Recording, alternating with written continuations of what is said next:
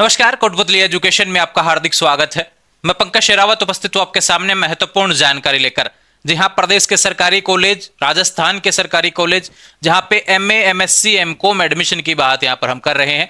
यहां पर लिस्ट का इंतजार हो रहा था। लिस्ट को लेकर मैंने लगभग जब लिस्ट 1 तारीख को आने वाली थी उस दिन भी एक वीडियो अपलोड किया था कि भाई आज आएगी, लेकिन 1 तारीख को नहीं आई थी क्योंकि ऐसा इन्फॉर्मेशन था। उसके बाद में 2 तारीख को हमने वीडियो अपलोड किया कि भाई ऑनलाइन नहीं आई है, कॉलेज में लग चुकी है। उसके बारे में भी मैंने आज टेलीग्राम पर, जैसे हमारे एलबीएस कॉलेज कोटपुतली की पीडीएफ तो मैंने अपलोड कर दी है।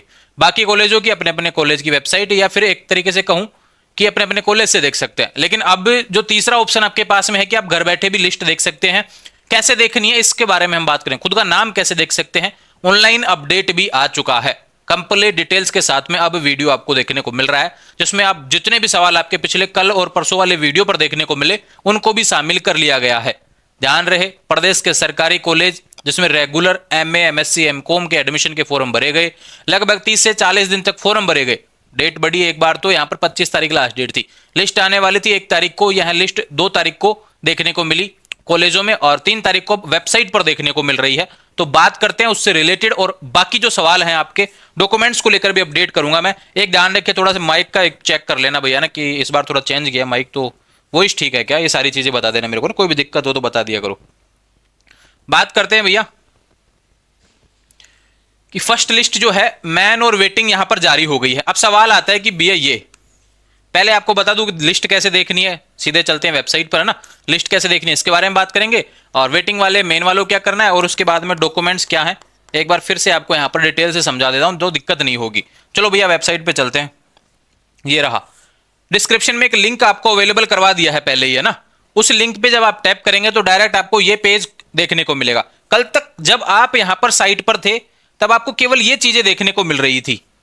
अब चीजें जो बदल गई हैं वो यहां पर देखने को मिल रहा है। ये भी 2 नए ऑप्शन देखने को मिल रहे हैं जो कि पीजी से रिलेटेड है।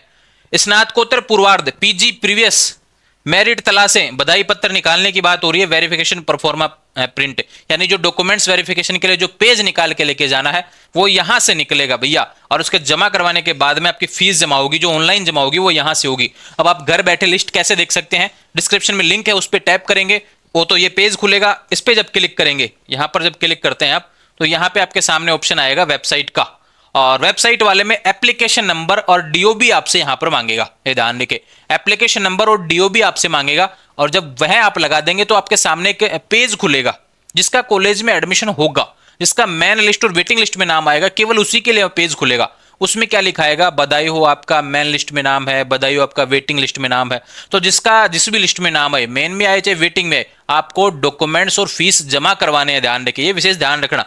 अब ये वेबसाइट थोड़ा सा क्या प्रॉब्लम करता ही है, थोड़ा सा चल जाएगा भैया ना, ध्यान रखें। लेकिन विशेष रूप से ध्यान रखना है भैया, डॉक्यूमेंट्स और फीस जिसका मेन में हो चाहे वेटिंग में हो जमा करवाना है। अब कोई कहे कि वेटिंग में मेरे को श्योर नहीं है मेरा आएगा कि नहीं आएगा, वो सारी चीजें तो भैया देखो, ये तो मैं कहूं कि वेटिंग में अगर आपका कंफर्म नहीं होता है तो आपकी फीस जमा हो जाए, वापिस हो जाती है, ठीक है, वापिस आपके अकाउंट में आ जाती है। ये चीज आप ध्यान रखना। ये देखो मैंने कहा कि आपका एप्लीकेशन नंबर और डीओ भी मांगेगा। जब इसको लगाएंगे तो यहां पर सर्च के ऑप्शन पर आपको देखने को मिल जाएगा आपका बधाई पत्र जिसको हम बोलते हैं। अगर वह नहीं निकलता है, यानी आपका लिस्ट में नाम नहीं है तो नहीं निकलेगा। अगर लिस्ट में नाम है तो बधाई पत्र जरूर निकलेगा।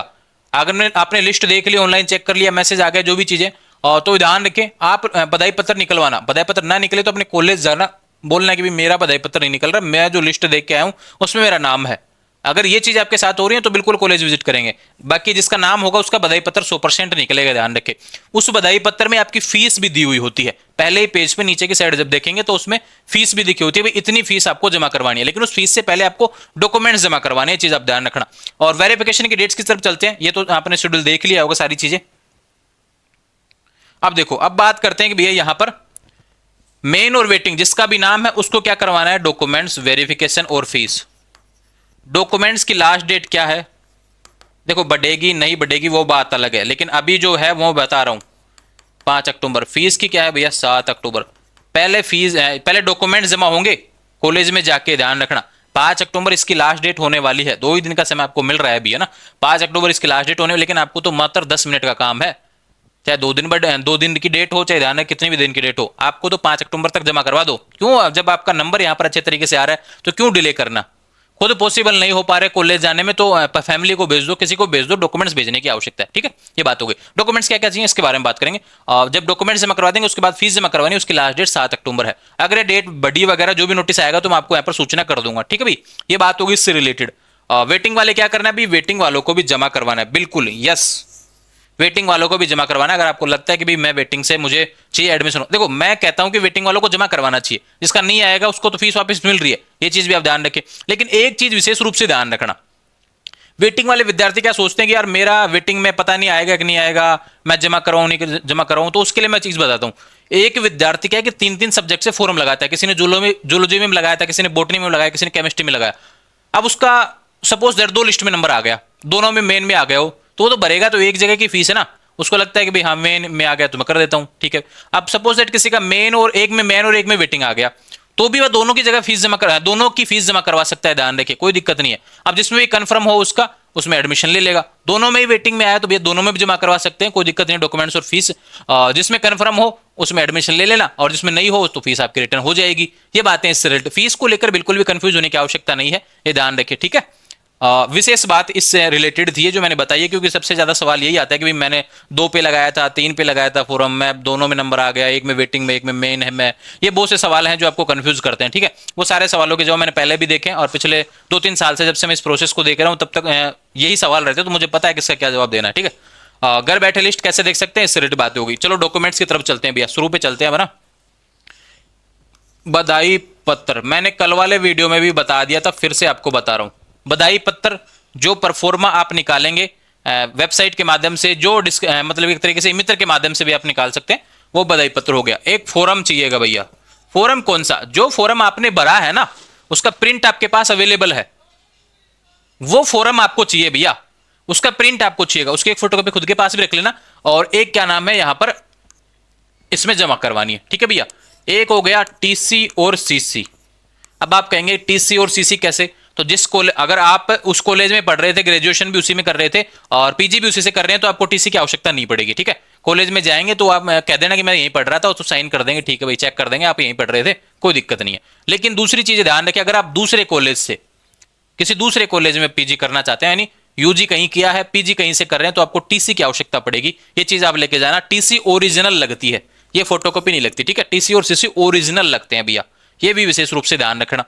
इसके बाद में अगर आप अदर यूनिवर्सिटी से हैं तो आपके लिए एक ये है कि भाई माइग्रेशन भी चाहने आवश्यकता होती है।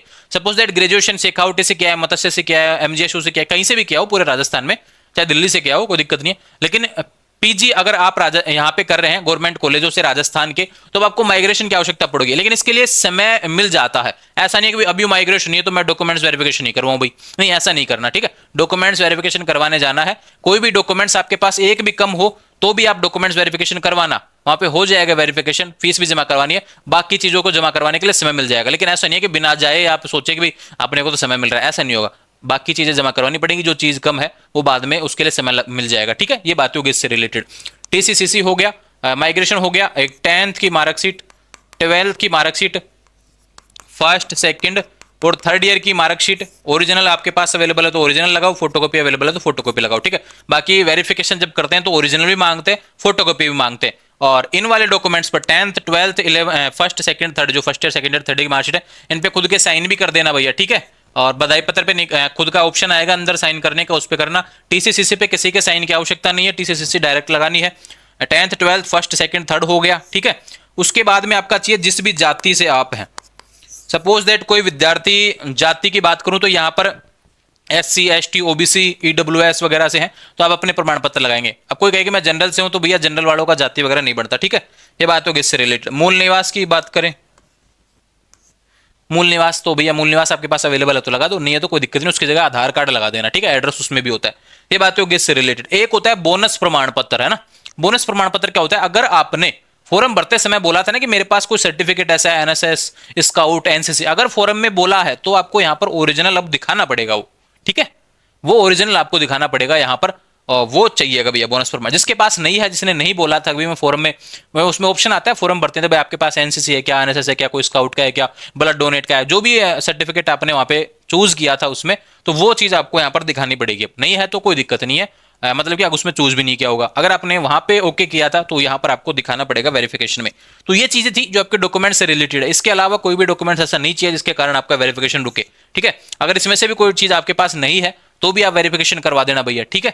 अब कोई विद्यार्थी कहे कि भाई मैं सप्लीमेंट्री में हूँ, ये हूँ, और मेरा नया एडमिशन आ गया यहाँ पर, तो भैया वो कॉलेज पे डिपेंड करता है कि आपको वो सप्लीमेंट्री में एडमिशन देते हैं कि नहीं देते हैं ना।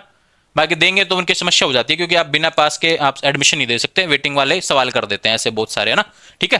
तो ये बात होगी फर्स्ट लिस्ट से रिलेटेड, मैन और वेटिंग के बारे में।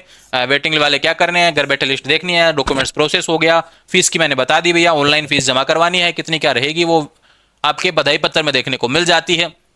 सारे सवाल जो भी आपके लिस्ट से रिलेटेड थी कल वाले वीडियो में मैंने समझाया था अच्छे तरीके से, और जब ऑनलाइन जब अपडेट आया तो उसके बारे में बता दिया और सारी प्रोसेस को दोबारा से समझा दिया। अब कंफ्यूज होने की बिल्कुल भी आवश्यकता नहीं। अब बस सारे पन्ने है ना ऐसे कैसे सेट कर लो इस फॉर्मेट में और सीधे ले जाके दे दो भैया कि ये लो, ये जमा कर दो मेरा और एडमिशन कंफर्म कर दो।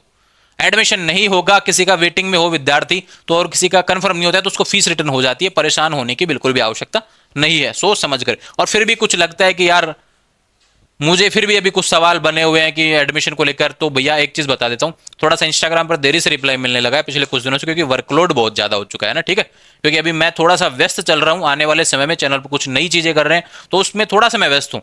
तो इसलिए जो भी मैनेजमेंट अपनी टीम वगैरह है वो थोड़ा समय लगा रही है, उनको भी पता है क्या कि आपके सवाल जो होते हैं अगर मैं वीडियो से अलावा ही सवाल आएंगे तो उनके भी समझ में नहीं आते हैं ना, इसलिए मैं ही कई बार रिप्लाई कर पाता हूँ लेट तक, देर रात तक, तो उसमें समय लग जाता है। तो थोड़ा सा इंतजार क्या करें, 30 घंटे कम से कम लगेंगे आपको रिप्लाई पाने के लिए इंस्टाग्राम पर, क्योंकि मैं जब भी ओपन करता हूं तो भैया इंस्टाग्राम का बहुत पहले के लगभग 500-600 मैसेज आए हुए होते हैं ना, उनको रिप्लाई करना भी जरूरी है। ऐसा नहीं किसी का मैसेज इग्नोर हो, हमेशा मैसेज का जवाब मिलता है, ठीक है। और जो फॉलो किए बिना मैसेज करेंगे उसका इग्नोर ही होगा, ठीक है। जुड़े रहेंगे चैनल के साथ, चैनल को सब्सक्राइब करें। इंस्टाग्राम, टेलीग्राम, व्हाट्सअप चैनल सभी का लिंक डिस्क्रिप्शन में दिया है, वहां से जुड़ जाएंगे। एडमिशन में कैसे भी कोई दिक्कत आए भैया मुझसे बात कर लेंगे, ठीक है। कोई परेशानी आने की आवश्यकता नहीं है। जिसका नहीं हुआ भैया इंतजार, आपका सफर यहीं पे खत्म होता है। आने वाले समय में कोई लिस्ट निकली तो बता देंगे, बाकी निकलती नहीं है, क्योंकि यहाँ पर वेटिंग लिस्ट साथ में आती है।